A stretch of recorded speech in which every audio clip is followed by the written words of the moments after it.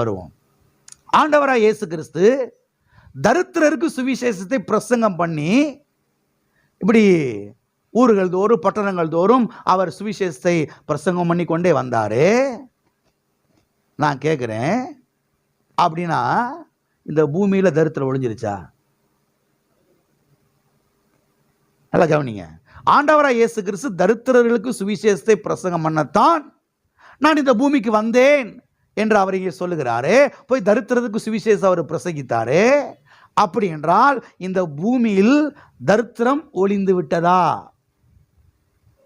என்ன அமைதியாக உட்காந்துருக்கிறீங்களா? தரித்திரம் ஒழிஞ்சிருச்சா? பதில் சொல்லுங்க. தரித்திரம் ஒழிஞ்சிருச்சா? இதுக்கு 2 பதிலை நான் சொல்ல விரும்புகிறேன். எல்லாம் கவனிங்க. ஆண்டவராய் இயேசு கிறிஸ்து தரித்திரருக்கு சுவிசேஷத்தை பிரசங்கித்தார். இன்றைக்கு நீங்களும் நான் என்ன செய்யறோம்? தரித்திரருக்கு சுவிசேஷத்தை பிரசங்கிக்கிறோம், அறிவிக்கிறோம். ஆனாலும் கூட என்ன செய்யல? தரித்திரம் ஒழியல. இன்னும் தரித்திரம் அங்கங்க என்ன செய்யுது? இருக்குது. இதுக்கு 2 பதில்களை நான் சொல்ல விரும்புகிறேன். கவனிங்க.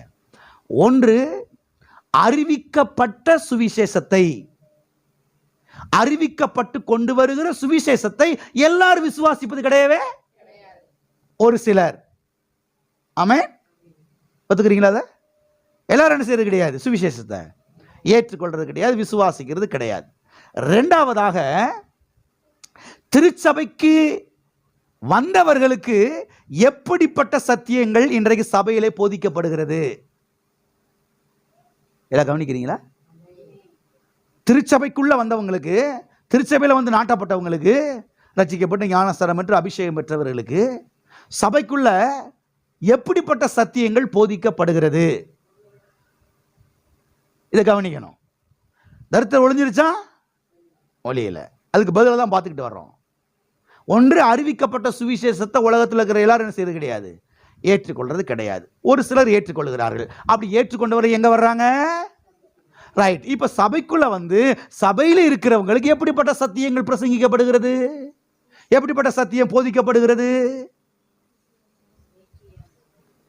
சபைக்கு வெளியில போய் நின்று மைக்கை பிடிச்சிட்டு, அல்லது எங்கே ஒரு தெரு ஓரத்தில் நின்று, அல்லது நோட்டீஸை கொடுத்து எப்படியோ பண்ணி என்ன பண்ணுறாங்க? கர்த்தர் உன் கஷ்டத்தை போக்குவார் சொல்கிறாங்களே, சொல்லலையா? நம்மளும் அப்படி தானே சொல்கிறோம்.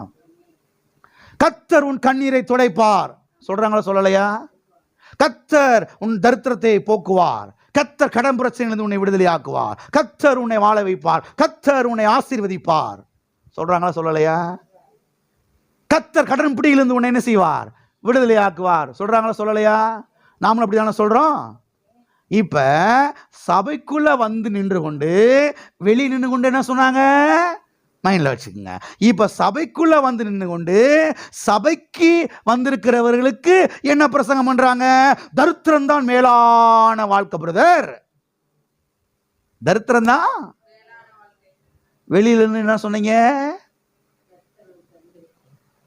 கடன் பிரச்சனை விடுதலை ஆக்குவார்னு சொல்லி சொன்னீங்க, தரித்திரத்தை போக்குவார்னு சொல்லி சொன்னீங்க, ஆசீர்வதிப்பார்னு சொன்னீங்க. இப்ப சபைக்குள்ள வந்து சபையில உட்கார்ந்தவங்களுக்கு என்ன சொல்றீங்க? தரித்திரம் தான் மேலான வாழ்க்கை பிரதர், தரித்திரம் தான் பரிசுத்தத்தினுடைய உச்சகட்டம், தரித்திரம் தான் மேலான வாழ்க்கை, தரித்திரம் தான் சிறந்த வாழ்க்கை. 2 ட்ரெஸ்ஸுக்கு மேல 3ஆவது ட்ரெஸ் இருந்தா நீ பரவாயில்ல என்ன செய்ய மாட்ட. எங்க வெளியில் என்னங்க சொன்னீங்க? இப்படி பண்ணிக்கிட்டு இருந்தா எப்படி தரித்திரம் ஒழியும்? அங்கதான் நான் வர்றேன். எப்படி ஒழியும்? எங்க வெளியில் என்ன சொன்னீங்க? கர்த்தர் உன் கஷ்டத்தை போக்குவார், கர்த்தர் உன் கண்ணீரை போக்குவார், கர்த்தர் உன்னை வாழ வைப்பார், கர்த்தர் உன்னை ஆசீர்வதிப்பார் அப்படின்னு சொன்னீங்க. இப்ப சபைக்குள்ள வந்தாச்சு. இப்ப வந்து அத பைபிள்ல இருந்து என்ன செய்யணும்? இன்னும் கொஞ்சம் விரிவா தெளிவா அவனுக்கு சொன்னா குடும்பங்கள் வாழ்வடைய ஆரம்பிக்கும், குடும்பங்கள் தலைக்க ஆரம்பிக்கும். ஆமென். கல்வாரி சிலுவையில இயேசு கிறிஸ்து என்ன செஞ்சு முடிச்சிருக்கிறாரு? என்ன செஞ்சு முடிச்சிருக்கிறார் தெரியுமா? நம்முடைய தரித்திரத்தை எல்லாம் சுமந்து தீர்த்திருக்கிறார். நீங்க தரித்திரத்தில் இருக்க வேண்டிய அவசியம் இல்லை. சாபத்தை இயேசு சிலுவையில சுமந்து தீர்த்திருக்கிறார். தரித்திரம் என்கிற சாபத்திலிருந்து ஆண்டவராய் இயேசு கிறிஸ்து உங்களை விடுதலை ஆக்கி இருக்கிறார். ஆமென். இப்படி நீங்க சொன்னீங்கன்னா குடும்பங்கள் என்ன செய்ய ஆரம்பிக்கும்? வாழ்வடைய ஆரம்பிக்கும். ஆமென். அநேகர் பாருங்க, வெளியில போய் மக்களுக்கு ஒன்று சொல்றது, உள்ள வந்த மக்களுக்கு என்ன செய்யறது? அதை ஒரு பிரசங்கியார் சொல்றாரு, வெளியில உள்ள மக்கள் வா வா வான்னு கூப்பிட்டு உள்ள வச்சு நச்சு நச்சு மிதிக்கிறது. என்ன ஸ்கூட்டர்ல வர்ற சர்ச்சுக்கு? உனக்கு பரலோகம் போகணும் ஆசை இல்லை? எப்போ ஸ்கூட்டர்ல வந்தா என்னையா? இதெல்லாம் அந்த காலத்துலேருந்து பெந்தேகோஸ்தேல வந்துட்டு இருக்குது. எதனா பேண்ட் லூஸாக இருக்குது, டைட்டால போடணும். பார்த்துருக்குறீங்களா? என்ன கையில் வாட்ச் இப்படி மின்னுது? அவர் டைம் பார்க்குறக்காண்டி வாட்ச் கட்டியிருக்கிறாரு. பரலோகம் ஆசை இல்லை? இப்படிலாம் பிரசங்கம் பண்ணா எப்படி தரித்திரம் ஒளியும்? நான் கேட்குறேன். கொஞ்சமாக சிந்திக்கிறீங்களா? நான் சொல்கிற காரியத்தை கொஞ்சமாக யோசிக்கிறீங்களா? ஆமென். தரித்திரருக்கு சுவிசேஷத்தை பிரசங்கிக்கும்படி என்னை அபிஷேகம் பண்ணினார். கர்த்தருடைய ஆவியானவர் அதற்காக என் மேல் என்ன செய்கிறார்? இருக்கிறார். ஆமென். எனவே நான் ஒரு காரியத்தை முடிவு பண்ணேன். நான் உணவுல உப்பு போட்டு சாப்பிட்ற ஆளு. அதனால ஒரு நாளும் தரித்திரத்தை உயர்த்தி பேசவே மாட்டேன். சிலுவையில் அறையப்பட்ட இயேசு கிறிஸ்துவை தான் உயர்த்தி பேசுவேன். ஆமென். சிலுவையில் அறையப்பட்ட இயேசு கிறிஸ்துவை தான் உயர்த்தி பேசுவேன். ஒரு நாளும் தரித்திரத்தை உயர்த்தி பேச மாட்டேன். கடன் பிரச்சனை உயர்த்தி பேச மாட்டேன். இயேசு எனக்காக கல்வாரி சிலுவையில் என்ன செய்து முடித்திருக்கிறார் என்பதை குறித்து என்ன செய்ய உயர்த்தி நான் அதை உயர்த்தி பேச பேச பேச மக்கள் வாழ்வடைய ஆரம்பிப்பார்கள், மக்கள் செழிக்க ஆரம்பிப்பார்கள். ஆமென். எனவே எப்பொழுது தரித்திரம் ஒழியும் என்றால், இயேசு கிறிஸ்து நமக்காக தரித்திரர் ஆனாரே என்கிற சத்தியத்தை ஆழமாய் போதிக்கும் போதுதான் தரித்திரம் என்ன செய்யும்? ஒளி ஆரம்பிக்கும். இதை ஆழமாய் போதிக்கத்தான் ஜனங்கள் விசுவாசிப்பார்கள். விசுவாசிக்கத்தான் மக்களுடைய குடும்பங்கள் என்ன செய்ய ஆரம்பிக்கும்? வாழ்வடைய ஆரம்பிக்கும். ஆமே. எத்தனை உண்மையாகவே சொல்றீங்க?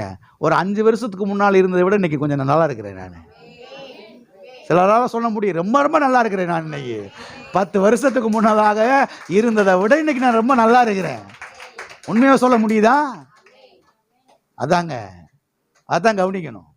10 வருஷத்துக்கு முன்னாடி எப்படி இருந்தாலும் அப்படியே இருக்கேன் பாஸ்டர். என்னம்னா அப்போ நான் சரியா பிரசங்கம் பண்ணலன்னு அர்த்தம், நான் சொல்லலைன்னு சரியா சொல்லலைன்னு அர்த்தம். சிலுவையில் அறையப்பட்ட இயேசு கிறிஸ்து, சிலுவையில் அவர் எனக்காக என்ன செய்து முடித்தார், அதை சொல்லிக்கிட்டே வரும் பொழுது மக்கள் விசுவாசிக்க ஆரம்பிப்பார்கள்.